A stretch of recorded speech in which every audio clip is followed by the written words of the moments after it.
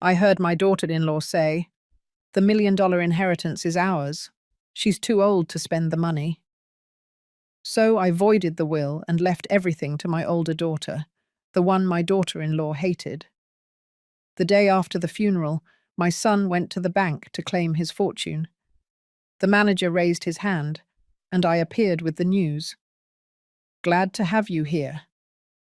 Follow my story until the end and comment what city you're watching from. That way, I'll see how far my story has reached. My name is Mary, and I am 66 years old. All my life, I believed I had raised a good son. Michael was my pride, my only real connection to the future after I lost my husband Robert 20 years ago. But that Thursday morning, while waiting in Dr. Smith's office for my routine checkup, I heard words that shattered everything I thought I knew about my family. I had arrived early for my appointment, as I always do. The office was almost empty, with just a few chairs occupied in the waiting room. I sat near the window, flipping through an old magazine, when I heard a familiar voice in the hallway. It was Rebecca, my daughter-in-law. At first, I thought it was a coincidence. Perhaps she had an appointment with a specialist in the same building. But then I heard her talking on the phone, and the words coming out of her mouth chilled my blood. "The will is rightfully ours, Jessica," she was saying with that sweet voice she always used when she wanted something. "Mary is already 66. She's too old to spend that amount of money. $1 million wasted on an old lady who barely leaves her house." I felt as if someone had punched me in the stomach. Jessica was her younger sister. She had always been just as ambitious as Rebecca. But hearing my own daughter-in-law talk about me as if I were an obstacle to their fortune left me breathless. "Michael is completely on board," Rebecca continued, and those words were like daggers. "He says his mum is never going to change the will anyway. She's too attached to it to leave it to Sarah." She laughed, a cold laugh I had never heard before. "That bitter older daughter of hers doesn't even visit anymore. We are her only real family." My hand trembled as I gripped the edge of the chair. Sarah, my older daughter, had been gradually estranged from our family life ever since Rebecca entered the picture 5 years ago. I always thought they were natural differences between a mother-in-law and daughter-in-law, normal conflicts that would resolve over time. I never imagined it had been deliberate. "The plan is simple," Rebecca went on, lowering her voice, but not enough for me to miss it from where I was sitting. "We are going to be more insistent about the will. Michael is going to start suggesting that Mary should organize her affairs while she is still lucid. You know, for her own good." I closed my eyes, feeling the tears start to form. For the past few months, Michael had been casually mentioning topics about financial planning, about the importance of having everything in order. I had thought it was because he was concerned about my well-being. How naive I had been. "Jessica, you don't understand," Rebecca continued. "This woman sits in that huge house every day, counting her money like a dragon on its treasure. Meanwhile, Michael and I can barely afford the mortgage on our apartment. It's unfair." Unfair. That word resonated in my mind like a funeral bell. I had worked for 40 years as a nurse. I had saved every penny after my husband died. I had lived modestly to make sure my children had something when I was gone. And now my own daughter-in-law called it unfair. "Besides," Rebecca added dismissively, "what is Mary going to do with $1 million? Buy more cardigans? More cat food? It's ridiculous. We could use that money to truly live, to give our children a good life." Our children. Rebecca was 3 months pregnant, a detail that made everything even more painful. I was going to be a grandmother, and my daughter-in-law was already counting my inheritance as if it were hers. The nurse called my name then. "Mrs. Smith?" I raised my hand automatically, even though my last name was Johnson. My mind was so jumbled I couldn't even remember my own name. I rose with shaky legs and walked into the office. but I couldn't focus on anything the doctor was telling me. His words about blood pressure and blood tests faded into the background as I processed what I had just heard.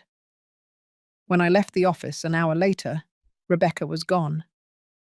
I drove home on autopilot, my hands clutching the steering wheel as I tried to process the magnitude of what I had discovered. Arriving home, I sat in my favorite chair by the living room window, the same one where I had cried when my husband died, where I had celebrated when Michael graduated from college. Now it was where I would have to face the reality that the son I had raised with so much love saw me only as a source of money. The phone rang. It was Michael.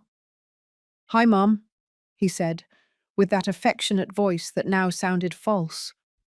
"How was your doctor's appointment?" "Fine," I answered automatically, my voice sounding strange even to myself. "That's good. Hey, Rebecca and I were thinking, maybe we should sit down soon and talk about, you know, getting your important papers organized, just to make sure everything is in order." There it was, exactly as Rebecca had predicted. My son executing their plan like an actor following a script. That night I couldn't sleep. I stayed awake until 3 o'clock in the morning, sitting in the kitchen with a cup of tea that had gone cold hours ago, reliving every moment of my phone conversation with Michael. Every word he had said, every pause, every inflection in his voice now carried a completely different meaning. "Just to make sure everything is in order," he had repeated before hanging up. As if I were a senile old woman incapable of handling my own affairs. As if it were his responsibility to take care of me, when in reality he only wanted to take care of my money. I got up and walked through the house, touching the things I had accumulated during 40 years of adult life. The dining room table where Michael had done his homework every afternoon. The piano where Sarah had practiced for hours, until Rebecca suggested that maybe it was time to get rid of those old, space-consuming things. Now I understood why Sarah had stopped coming over. It wasn't because she was too busy with her job as a teacher, as I had thought. It was because Rebecca had made her feel uncomfortable in her own family home. I remembered the last time Sarah had come for dinner, 6 months ago. Rebecca had made pointed comments about her single lifestyle and suggested that Sarah should find a man to take care of her instead of depending on Mum for everything. Sarah had left early that night, and I had thought she was being too sensitive. How blind I had been.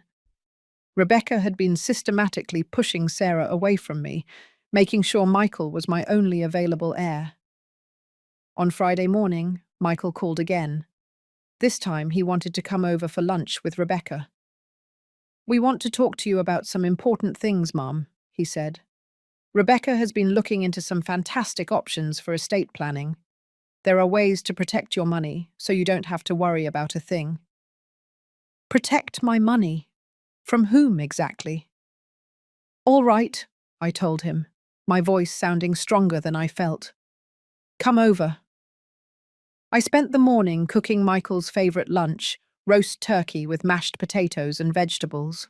As I peeled the potatoes, my hands trembled, remembering all the times I had cooked this same meal for him as a child, when he was sick, when he was heartbroken over some teenage girlfriend.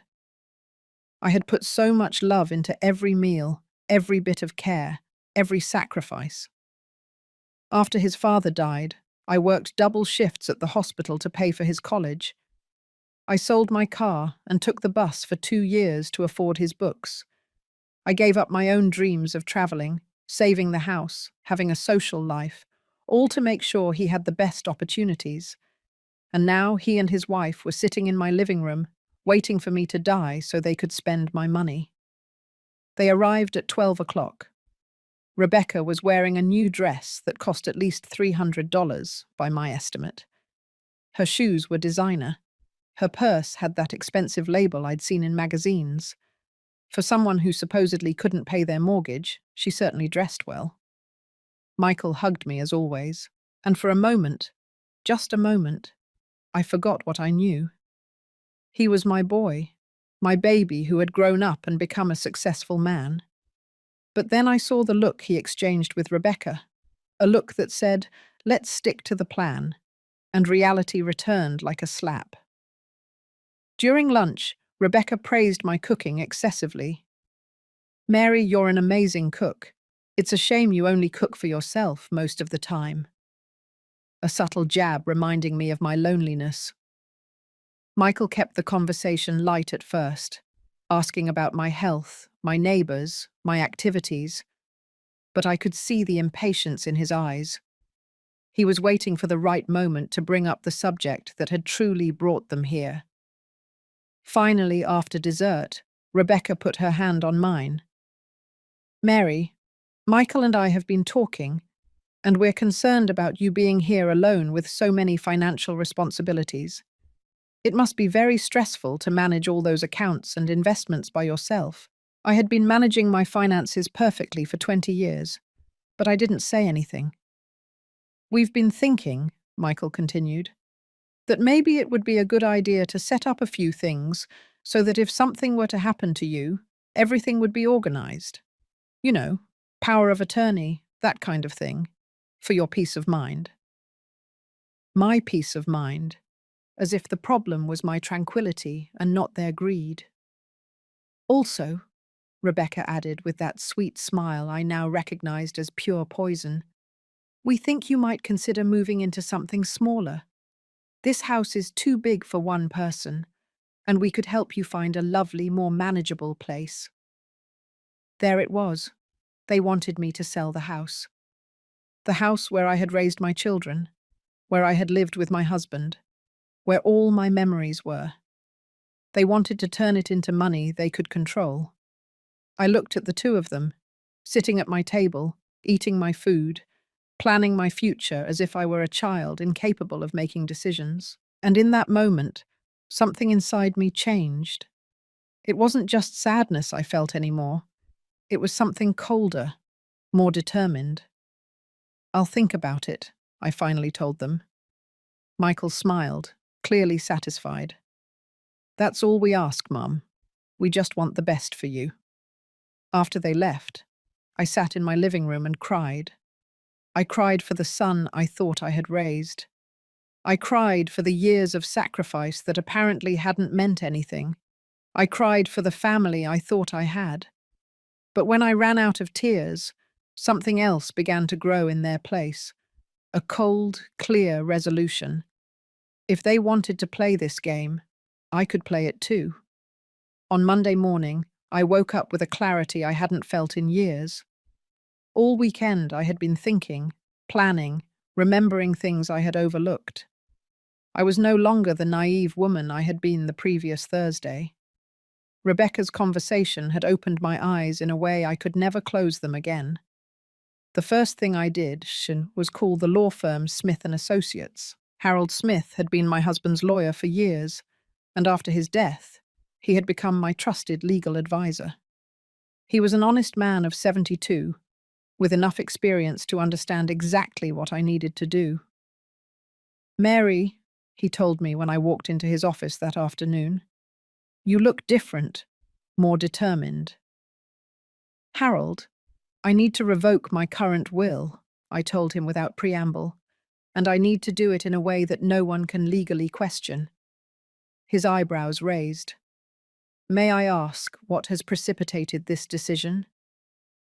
I told him everything, every word I had heard from Rebecca, every manipulation I could now see clearly, every red flag I had ignored. Harold listened in silence, occasionally taking notes, his expression becoming more serious with every detail. "Mary, what you are describing is a form of emotional financial abuse," he finally said. "Unfortunately, it is more common than people think. Older adults are especially vulnerable to this type of manipulation by family members." "What options do I have?" I asked. Harold leaned back in his chair, thinking carefully. "First, we can completely revoke your current will and create a new one. Second, we can set up safeguards to ensure your new will cannot be contested on grounds of mental capacity.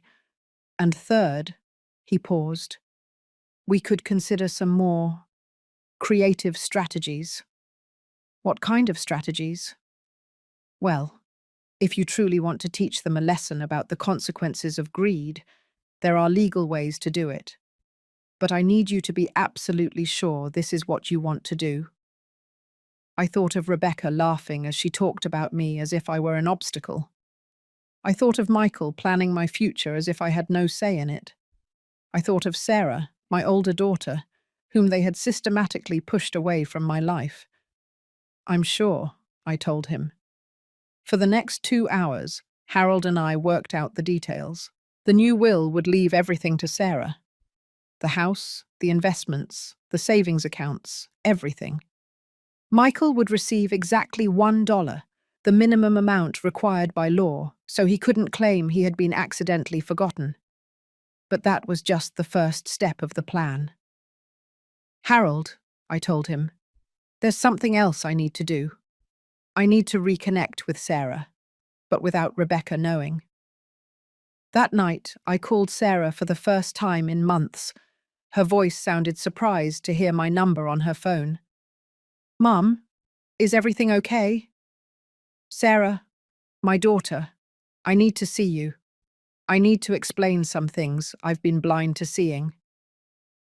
We met the next day at a small coffee shop across town, far from anywhere Michael and Rebecca might see us.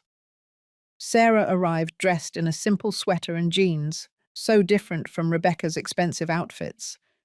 But she looked beautiful, authentic, real. Mum, I'm so glad you called, she said, taking my hand across the table. I've missed our talks.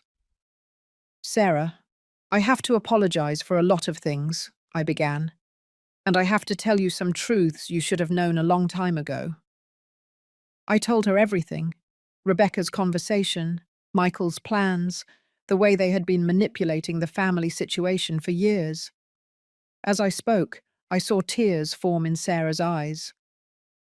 Mum, I knew something was going on, she told me.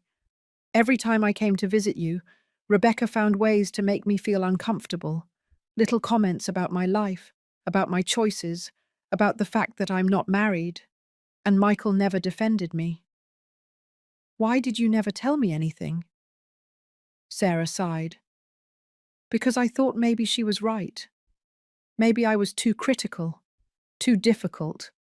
And when the visits became so tense, I thought it was better to stay away so as not to cause trouble.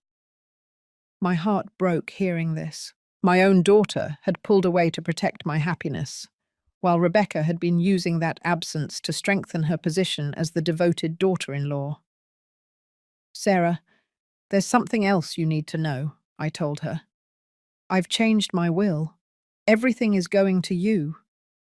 Her eyes widened. Mum, you can't do that just out of anger. Michael is your son too. It's not out of anger, my dear. It's for justice. Michael made his choice when he decided to see me as a source of money instead of as his mother. But more important than that, I need you to understand that this is only part of a bigger plan. I explained what Harold and I had designed. Sarah listened with a mix of shock and growing admiration. Are you sure you want to do this? She asked me. I've never been more sure of anything in my life. Over the next few days, I put the plan in motion. First, I discreetly transferred some of my largest investments to accounts that only Sarah and I knew about. This wasn't to hide money, but to ensure that funds would be immediately available to her, no matter what happened. Second, I started documenting everything. Every call from Michael about financial planning, every suggestion from Rebecca about selling the house, every subtle pressure to sign documents. Harold had explained to me that if they ever questioned my mental capacity, we would need evidence that my decisions had been carefully considered and well documented. But the hardest part of the plan required me to act like the vulnerable old woman Rebecca believed I was. I had to make them think their manipulation was working. When Michael called on Wednesday to ask if I had thought more about organizing my affairs, I told him yes, that maybe he was right about the house being too big. "That's wonderful, Mum," he said, and I could hear the relief in his voice. "Rebecca found some really nice places we could look at this weekend." "All right, honey," I told him, forcing my voice to sound tired and confused. "I guess you know what's best." What they didn't know was that every word of that conversation was being recorded, as Harold had taught me was legal to do with my own phone calls. On Friday, Rebecca called me directly, something she rarely did. "Mary, I just wanted you to know how proud I am of you for making these difficult decisions," she said, with that sweet voice I now recognized as completely false. "I know it must be scary to think about all these changes, but Michael and I are going to take care of you. You don't have to worry about a thing." "Thank you, Rebecca," I said.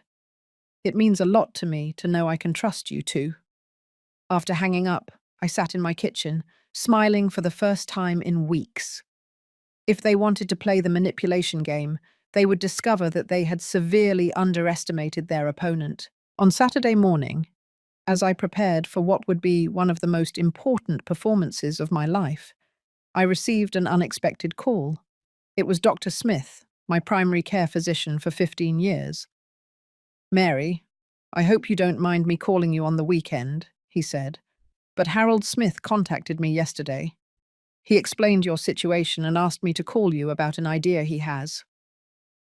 Harold had been smart to involve Dr. Smith. George Smith was not just my doctor, but also an old family friend who had known my husband since before I was married. More importantly, he was someone Michael completely trusted. "What kind of idea?" I asked, though Harold had already given me some vague details. "Well, if you really want to teach Michael and Rebecca a lesson about their true priorities, we could stage a small medical emergency. Nothing dangerous, of course, but worrisome enough to reveal their true thoughts." The idea was brilliant in its simplicity. I would experience chest pain during today's visit to the condos Rebecca had chosen. Dr. Smith would be on call at the hospital and admit me for observation. While I was in the hospital, apparently unconscious or asleep from sedatives, Michael and Rebecca would think they could talk freely about their plans.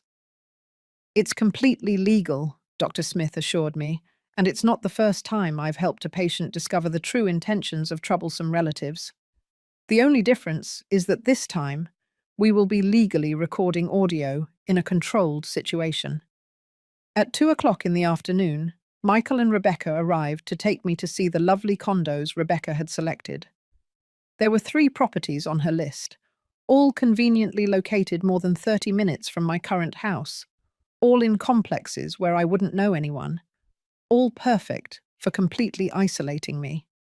The first place was tiny, a 1-bedroom apartment with a kitchen the size of a closet.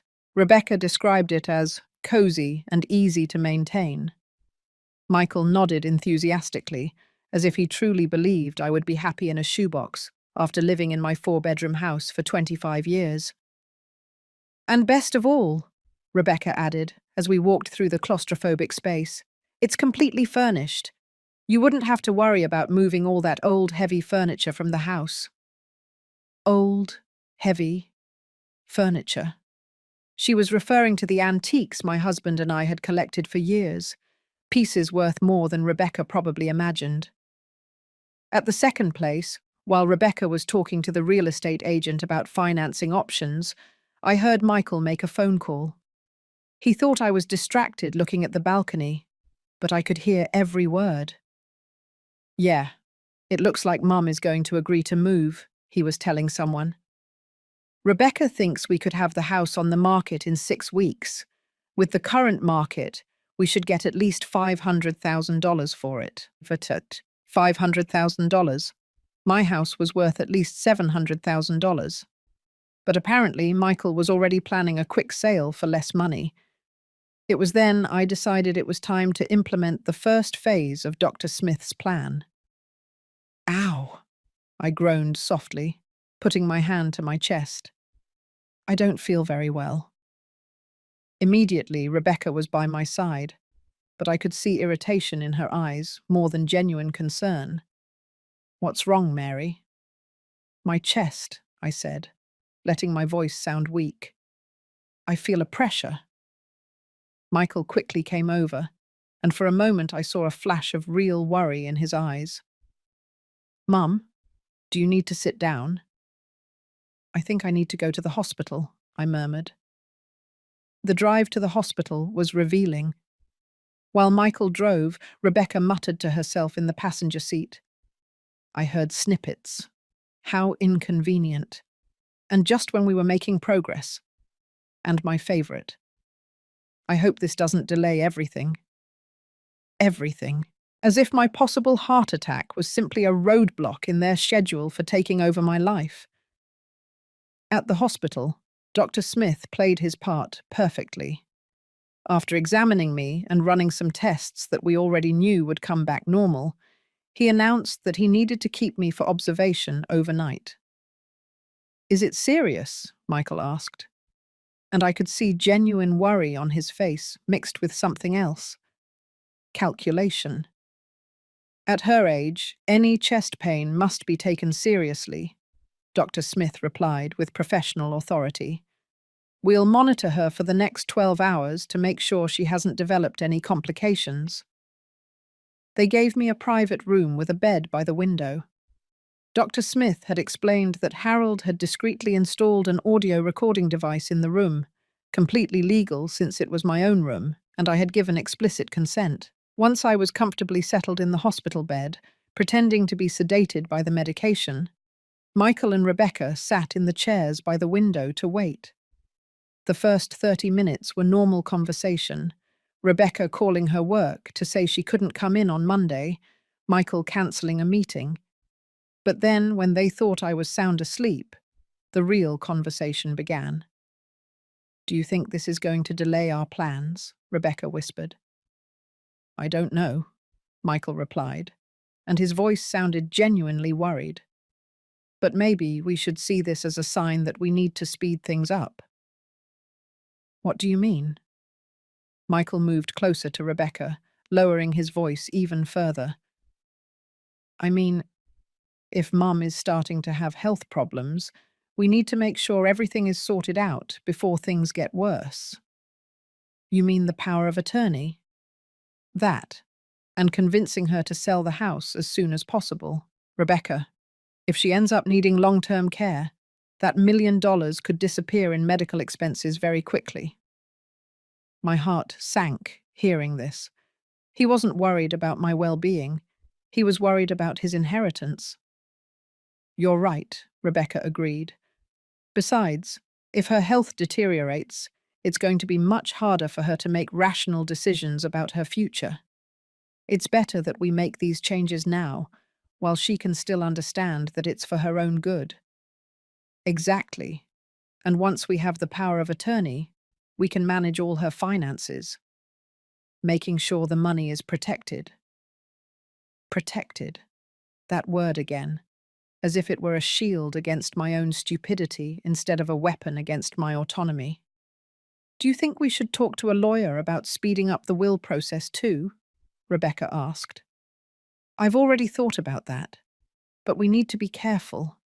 We don't want it to look like we're pressuring her, especially if Sarah decides to cause trouble later.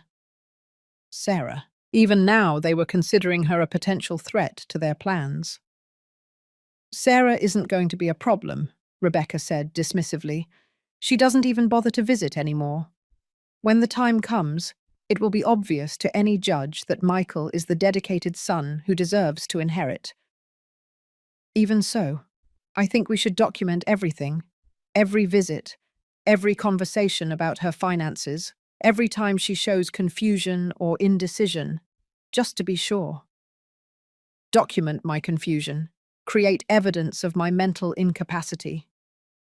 As I lay there pretending to be asleep, I felt a coldness that had nothing to do with the hospital's temperature. The conversation continued for 2 more hours, every word confirming what I already knew. To Michael and Rebecca, I was not a mother or a mother-in-law. I was an obstacle between them and an inheritance of $1 million.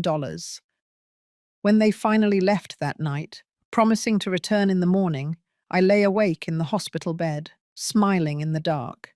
They had revealed exactly what I needed to know, and now I had everything recorded. A week after my medical emergency, Harold, Dr. Smith, Sarah, and I met at the lawyer's office to finalize the boldest phase of our plan. What we were about to do was risky, but after listening to the recordings of Michael and Rebecca in the hospital, I knew it was necessary. Mary, Harold told me seriously, I need you to understand that once we do this, there's no turning back. They are going to find out the truth eventually, and when they do, I interrupted him, they will finally see the consequences of their actions. Harold, all my life I've been too polite, too accommodating. Michael and Rebecca have counted on that. It's time they learn that they severely underestimated their opponent. The plan was complex but elegant. Dr. Smith would report that I had suffered a massive heart attack during the early hours of Tuesday morning. Sarah would receive the devastating phone call and immediately come to the hospital. By the time Michael and Rebecca arrived, I would have already been declared dead. The hardest part, Dr. Smith explained, will be keeping this a secret long enough. We need at least 24 hours to see their true reactions before revealing the truth. Sarah took my hand. Mum, are you sure this isn't too much? They might hate you forever after this. I looked at my daughter, this beautiful, kind woman who had been manipulated into pulling away from her own family. My daughter, they already hate me. They just don't know it yet because they need my money. This is simply going to reveal what is already there. On Tuesday morning, everything began. At 6 o'clock in the morning, Dr. Smith made the official call to the hospital reporting my death. At 6 o'clock and 15 minutes, Sarah received the devastating call from the hospital. By 7 o'clock in the morning, Michael had received the news from Sarah. What followed was a performance worthy of an Academy Award by my son. It can't be, he shouted over the phone when Sarah told him. She was fine yesterday. I talked to her last night. But I knew the truth. Michael had talked to me last night to ask if I had reconsidered selling the house. Not a single question about how I felt after the hospital episode. Sarah, who was brilliantly playing her role as the devastated daughter, kept me informed of everything through coded text messages we had previously established. They arrived at the hospital, she wrote to me. Michael is crying, Rebecca is comforting him, but I saw her check her phone 3 times during the conversation with the doctor. I was hiding at Harold's house, watching everything unfold from a distance. Harold had installed discreet cameras in my house with my permission, as it was legally my property, and I had the right to monitor it. What we saw took my breath away. Michael and Rebecca arrived at my house at 9 o'clock in the morning, supposedly to pick up some personal items for the funeral. But the first thing they did was not cry or reminisce. The first thing Rebecca did was walk directly into my study and start searching through my financial files. Did you find anything? Michael asked her from the living room, where he was supposedly picking out photos for the funeral service. I'm still looking, Rebecca replied. It has to be here somewhere. Nobody keeps $1 million without having documents somewhere. $1 million. Not even a day had passed since my supposed death, and they were already hunting my money like vultures over carrion. Sarah sent me constant updates. They're in your bedroom now. Rebecca is checking your jewelry box. Michael is looking in your dresser. 2 hours later, I received a message that chilled my blood. They're arguing about speeding up the funeral for this week. Rebecca says the faster everything is, the fewer complications there will be. Speeding up the funeral. As if my death was simply an inconvenient formality that needed to be completed quickly. That afternoon, from Harold's house, I listened to the phone conversation Michael had with the funeral home. His voice sounded appropriately sad when he spoke to the director. Yes, my mother passed away this morning. he said, and he actually sounded like he was crying. I'd like to arrange something simple. She would have wanted something modest. Modest. My husband and I had been saving for years specifically to ensure we could have a dignified funeral when the time came.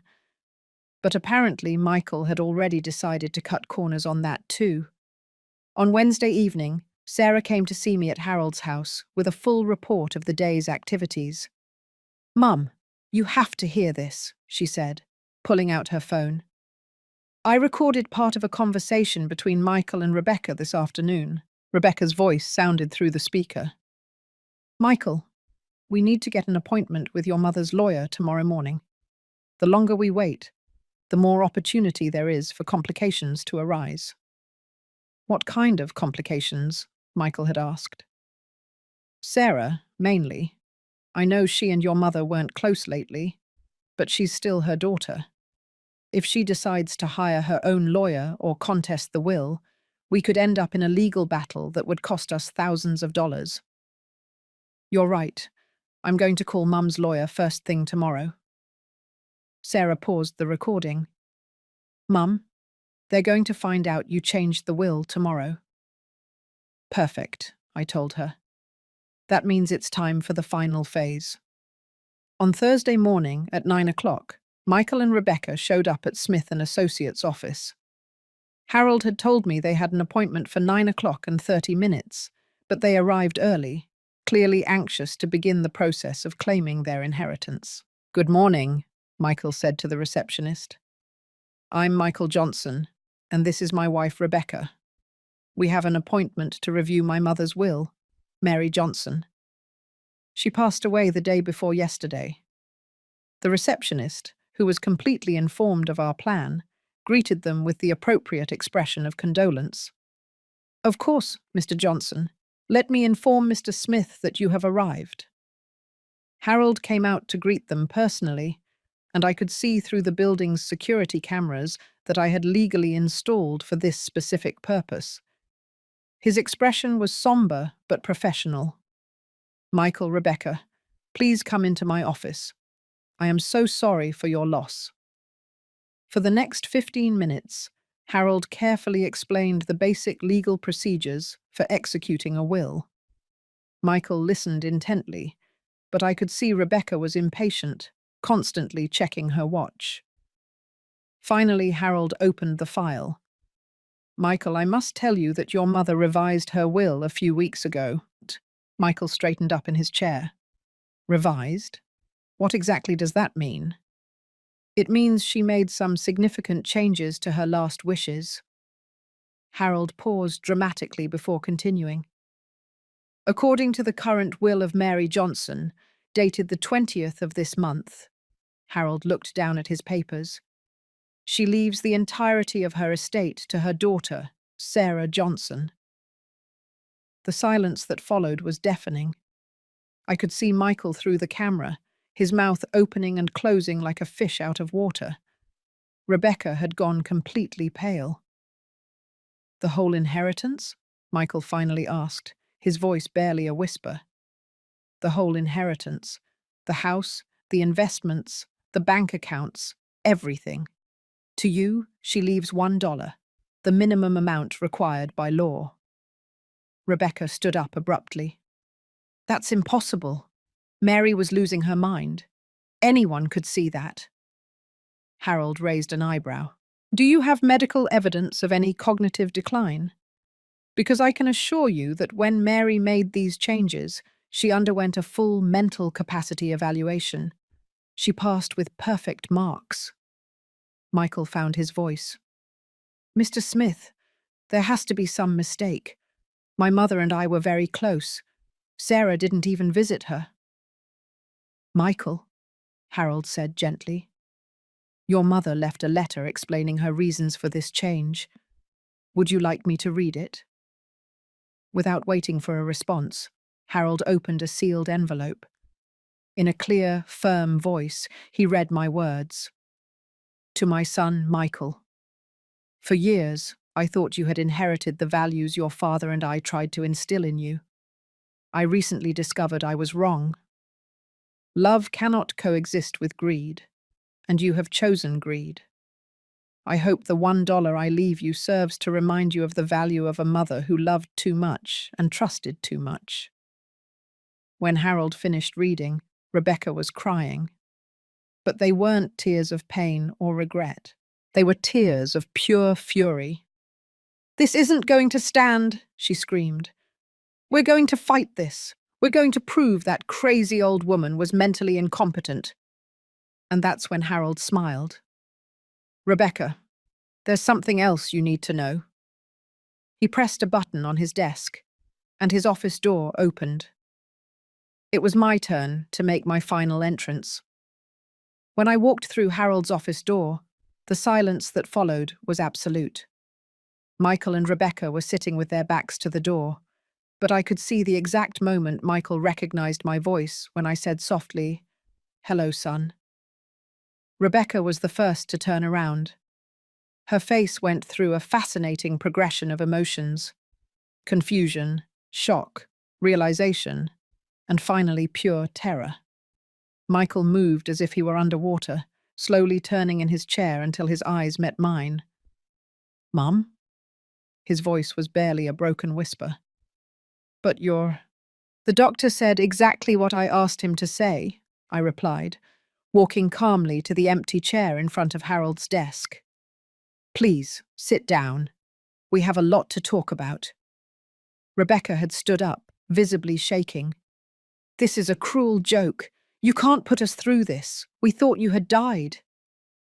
"Yes," I said, settling into my chair and clasping my hands in my lap. "And in the 24 hours since my supposed death, you have demonstrated exactly who you really are." Michael finally found his voice.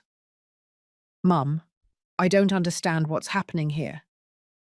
Harold cleared his throat. "Michael, your mother has been aware of your true intentions for several weeks.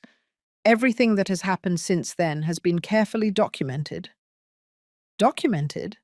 Rebecca's voice rose an octave. "What do you mean, documented?" I took my phone from my purse and placed it on Harold's desk. "Rebecca, would you like to hear the conversation you had 3 weeks ago about how I'm too old for my own money?" I pressed play, and Rebecca's voice filled the office. "Mary is already 66. She's too old to spend that amount of money. $1 million wasted on an old lady who barely leaves her house." Rebecca slumped into her chair as if someone had let all the air out of her lungs. Michael looked at her with an expression I had never seen before: horror mixed with realization. "There's more," I continued, pulling out a second recorder. "This is from when you thought I was sedated in the hospital." Michael's voice filled the silence. "If Mom is starting to have health problems, we need to make sure everything is sorted out before things get worse." Michael went pale. "Mum, I was worried about you. I wanted to make sure you were protected." "Protected?" My voice remained calm, but I felt a coldness I had never experienced before. "Michael, in that conversation you talked about documenting my confusion to use against me later. You talked about speeding up the will process. You didn't mention my well-being even once." Harold intervened. "And then there's the evidence from yesterday and today."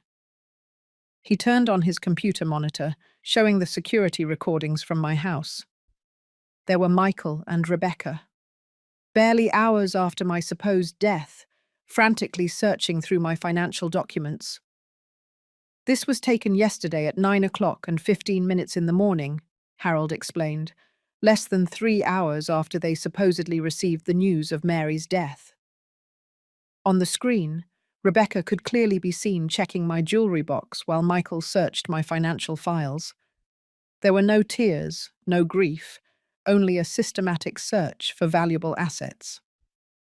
"And this one," Harold continued, switching to another recording, "is from this morning, when they were discussing speeding up the funeral to avoid complications." Rebecca stood up abruptly. "This is cheating. You set us up."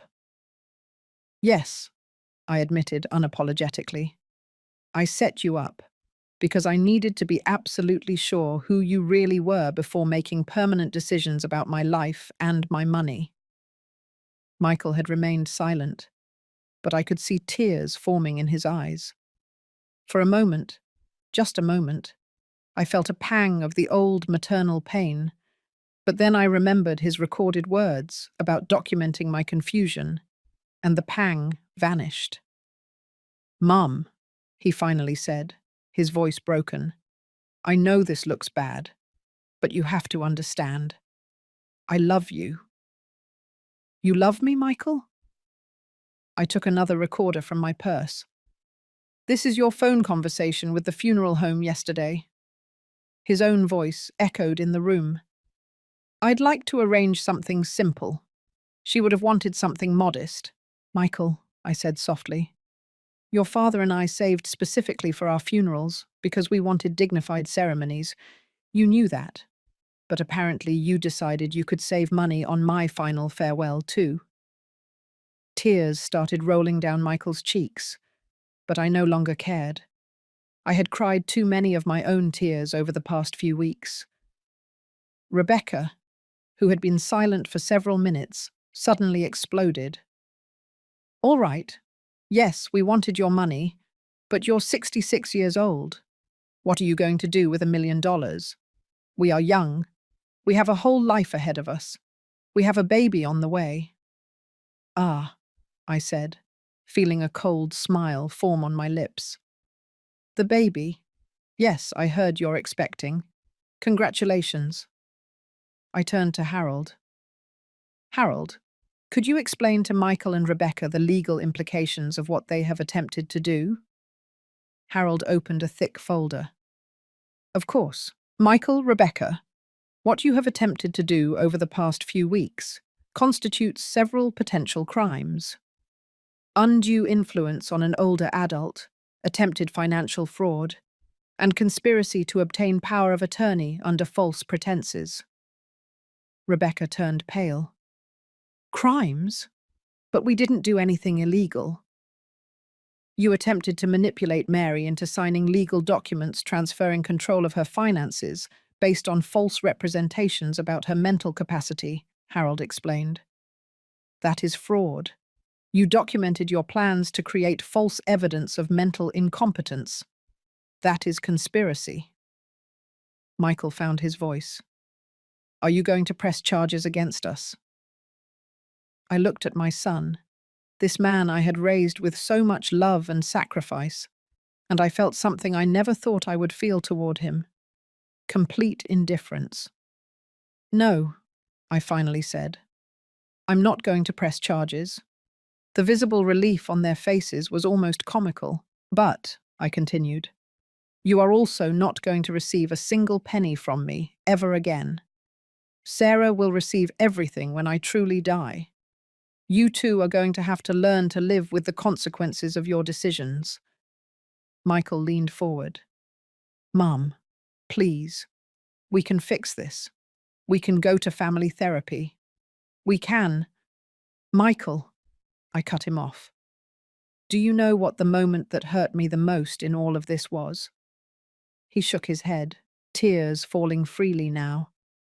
"It was when I heard that you knew Sarah had been pushed away from our family, and not only did you do nothing to stop it, but you used it as evidence that you were the better child." I stood up, feeling a freedom I hadn't experienced in years. "Sarah is going to be my only heir because Sarah is my only real child. You, Michael, chose to be Rebecca's husband instead of my son." Rebecca made one last desperate attempt. "Mary, think about your grandson. You're going to deny your own grandson a future." I turned to her, feeling a glacial calm. "Rebecca, my grandson is going to have exactly the future that the two of you can provide him with your own work and your own sacrifices, just as I did with my children." I walked toward the door. Then I turned back one last time. "Michael, for 25 years after your father died, every decision I made was based on what would be best for you and Sarah. I gave up trips, house renovations, a social life, all to ensure you had a secure future. Apparently, that sacrifice meant nothing to you. Mum, he began, but I cut him off with a gesture. The next time you want to know about my health or my well-being, you can ask Sarah. She will be the only one who has information about me from now on. I left Harold's office, feeling as if I had released a weight I had been carrying for years. In the parking lot, Sarah was waiting for me in her car. "How did it go?" she asked as I got into the passenger seat.